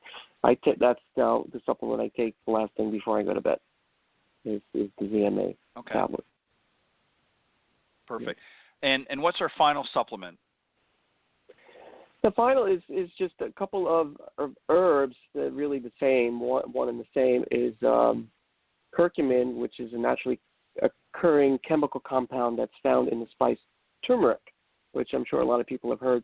Turmeric is really a yellow powder that's used commonly in Indian foods. But it's very high antioxidant properties in turmeric, so it helps with inflammation. And final supplement recommendation is to take a supplement of turmeric complex or curcumin, which will help with inflammation, as opposed to popping a non-steroidal anti-inflammatory like an Advil or the like, which are commonly seen at golf courses. I just saw them myself at an event. There were 3 different varieties laid out on the sink. So the pill poppers would take them before or after. So they have pain before they start. They take them before they even start playing, which, of course, is a problem because you're just masking a symptom. But they're available. Right. Yeah. Right. So, in other words, you recommend putting down the Advil and the ibuprofen and maybe look at some of these other natural anti-inflammatories as some of another option instead. Well said. Absolutely. So let's, so very quickly wrap up as we get ready to wind down, wrap up your bottom line, Brett, with some of the stuff we talked about tonight. Yeah, sure. So to summarize, everything's going to start with hydration. Half your body weight in ounces. Nutrition should be whole food based. You want to start your day with breakfast, which is key for maintaining level blood sugar throughout the day. So that breakfast needs to contain fat and protein. You're going to replenish throughout the round with healthy snacks to maintain that blood sugar level. And then post-round, you're going to follow those same principles of having fat, protein, carbohydrates, with a little bit more carbohydrates typically than you did earlier in the day, which is going to help get the protein back into the cell to replenish and promote recovery. All that put together is going to optimize hormonal response to exercise, help minimize post-exercise muscle soreness. So if you're playing day after day, that's, again, one of the strategies that's going to help you last longer out on the golf course, amongst the other ones we've spoken about in the previous episodes. And it helps, getting sufficient protein and hormonal response can help repair connective tissue in the body. So the main objective here is not just to play golf, but to play pain-free golf, and using these strategies of hydration, nutrition, supplementation, and adding that to training and the other recovery strategies I spoke about in the last show gives you the best chance to play pain-free and play golf as long as you want to. Yeah, and I mean, what a great way to wrap that up, Brett. Thank you. Folks, again, it's great to talk about instruction, and it's great to talk about some of the different things to help your golf game out there, which folks like myself and the guys on the Coach's Corner panel that were on earlier tonight, and, of course, many of the other great golf coaches around the world that we feature on the program, they play a key role in helping you play better golf. But there's also folks out there like Brett Cohen from NY Golf Fitness Guru, who are there to design to help prepare you inside as well as outside to be able to go out and play your best golf. And that's one of the reasons why I bring them on the program, because we sort of work hand in hand, if you will, what I teach and what some of the other great golf professionals teach out on the golf course. Strategy and improve your ball striking is one thing, but there are other components to playing your best golf, not just out there on an individual round, but if you want to play multiple rounds, maybe you're going on vacation and you want to play a few rounds while you're on vacation. These are some things that Brett talked about, not just on tonight's show, but on previous shows, to help you be able to do that a little better, in addition to what we're teaching out there on the practice tee. So, Brett, let the folks know if they want to first learn more about some of the great articles that you've talked about tonight, including the one we've just spoken about, and the Chocolate Chunky Monkey, where they can go to get that, and how they can reach out to you. Yeah, so basically everything we spoke about is in greater detail in a series of blogs that I put together on the website, and the website is nygolffitnessguru.com. golftopguru.com, and all I have to go to is the blog tab. And so all of these topics we talked about are there in just a little bit greater detail. The recipe for the shake, which I call the chocolate chunky monkey, is there in great detail, so you could get the ingredients and put it together and enjoy it for yourself. I'm sure you're going to like it if you do. And that's really it. There's lots of other great articles. Reach out to you as well through Yeah, and they can reach out to you through the website as well. My phone number's there. My email address is there. There's a contact us button. They could send me a note if they want. They could comment on one of the blogs. Everything they need is going to be contained on the website, nygolffitnessguru.com. Perfect. So one more time, ladies and gentlemen, go to nygolffitnessguru.com to learn more about what we talked about tonight on the show. And in past shows, you can find all the great articles that Brett has posted up there on his blog. So make sure you check it out. And there's some other great tips and information that you might find. Or if you're going to be up in his area, up in New York, and you want to reach out to Brett, you can reach out through that website as well. And maybe you can get together and work with him on helping you get your fitness side of the game in a little bit more order and nutritionally, and also he'll talk to you about hydrating as well out in the golf course to make it a more enjoyable round. Brett, my friend, as always, thank you very much for joining me tonight on Golf Talk Live. It was a very interesting discussion, and I am looking forward to having you come back next month for another great discussion as well. Yeah. Thank you, and have a great weekend. Cool. Thank you, Ted. Lots of fun. Bye-bye. Have a good weekend. All right, that was my very special guest tonight, Brett Cohen, the founder of NY Golf Fitness Guru. Again, go to the website, nygolffitnessguru.com, to learn more about what we talked about tonight. And again, thanks again to the guys on the Coach's Corner panel, John Decker and Paul Castor. Thanks for doing a great job in tonight's discussion. I appreciate you giving of your time, and look forward to having you join me again on a future Coach's Corner panel. And lastly, I just want to take this opportunity to thank all the listeners worldwide for faithfully tuning in to Golf Talk Live each week. I certainly have a great amount of pleasure and enjoyment of having a number of highly talented coaches, teacher professionals, authors, and entrepreneurs stop by. And it's really folks, and I mean this through their participation and guest appearances, that really help to make Golf Talk Live a first-class show. But most importantly, it's you, the listeners, for tuning in. Thank you for all of your continued support. I mean that sincerely. Don't forget to join me on Tuesday with some more great guests on the Women of Golf show. Myself and my friend and co-host, LPGA professional Legends Tour player Cindy Miller, will be back on air Tuesday morning from 9 to 10 a.m. Eastern here on the blogtalkradio.com network, so make sure you check us out. And if you can't tune in live, again, just go to blogtalkradio.com/Women of Golf, and again, scroll down to the on-demand section. All of the previously aired segments are there, so you can listen to them when it's convenient for you. And also, next Thursday, I'll be back again with another great round of Coach's Corner and another interesting guest on the show. So make sure you tune into Golf Talk Live next Thursday from 6 to 8 Central here on the blogtalkradio.com network as well. Or you can also go to iTunes.com, Stitcher.com, or TuneIn.com and enter in either Women of Golf or Golf Talk Live, and you can listen to either of the programs on those various social media platforms as well. And if you want to reach out to me, if you're in the golf industry, or maybe if you have somebody that you'd like to hear on the show that is involved in the golf industry in some capacity and you think would make for an interesting guest, by all means, feel free to have them reach out to me. Or you can reach out and pass me their information, and I will do my best to get them on the show. And you can do that by emailing me at ted.golftalklive@gmail.com. Thanks, everybody, for tuning in this week. Have a great weekend. God bless, and I look forward to seeing you right here next week on Golf Talk Live.